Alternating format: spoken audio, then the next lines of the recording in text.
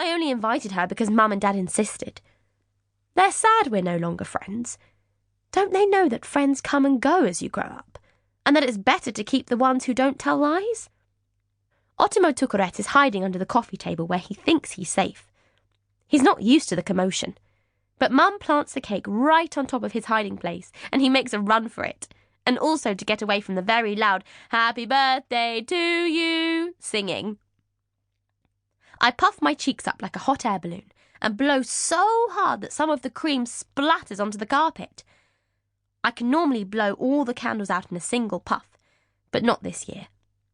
One is still lit, and I have to breathe in again if I'm going to cast the room into complete darkness. Everyone claps their hands and shouts at me to make a wish. The smoke from the candles goes into my eyes. I shut them, thinking about my wish, but all of a sudden I'm scared. I open my eyes very slowly, and the darkness is still there. I shut them again and count to 10 while the others keep asking what I'm wishing for. I try raising just one eyelid a tiny bit. It's okay. Someone has turned on the light and I can see nearly everyone now, and the cream cake and the rows of balloons Dad has strung from the ceiling right out to the corners of the room. They look like cherries on branches.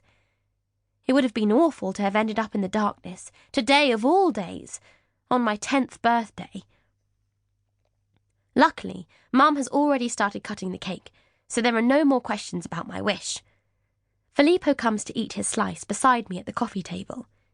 He uses a fork, but he's wolfing it down so quickly he still manages to get the cake over most of his face. My aunt is watching him. She looks worried and also slightly disgusted. He turns to her and points to the cake with his fork, smeared in cream and lumps of cake. "It's really good." My aunt looks even more concerned, but replies, "Thank you, Filippo," because she made the cake. I grin quietly to myself, like Ottimo Tukuret when Estella hasn't seen him doing his business in the school vegetable garden. The house phone rings. With all the racket going on, I'm the only one who hears the first ring, although it almost felt like a whisper of air had brushed my face at the same time as I heard the shrill, piercing sound. Dad eventually hears it too, and goes to answer with the cordless in the other room. He comes back in quickly and calls me. "Someone wants to say happy birthday." I follow him into the kitchen and sit down at the table. Dad passes me the phone and leaves me with Mum, who's filling the dishwasher. "Hello?"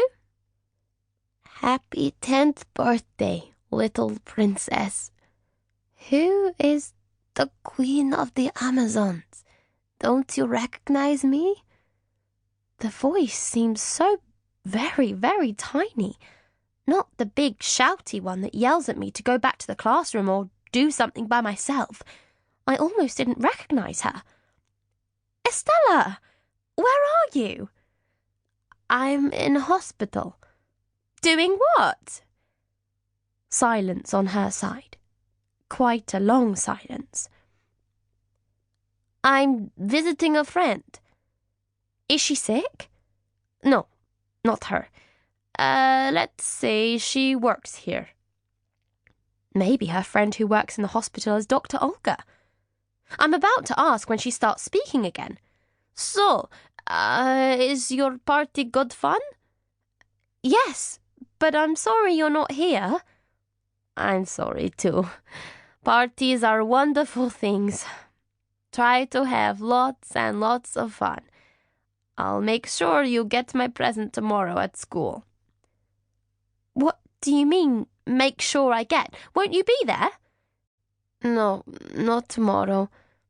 This friend of mine is here for a while, and I have to look after her." "Can I meet her?" "Better not. No, better never. I will never, ever, ever let you meet her, Mafalda." I'm a little jealous. "Okay, bye then." "Bye. Don't forget your present. I'll put it in the caretaker's room in the crisp drawer." "Okay, say hello to your friend." There's a long silence. Finally, in a strange voice, she says, "Happy birthday, Mafalda.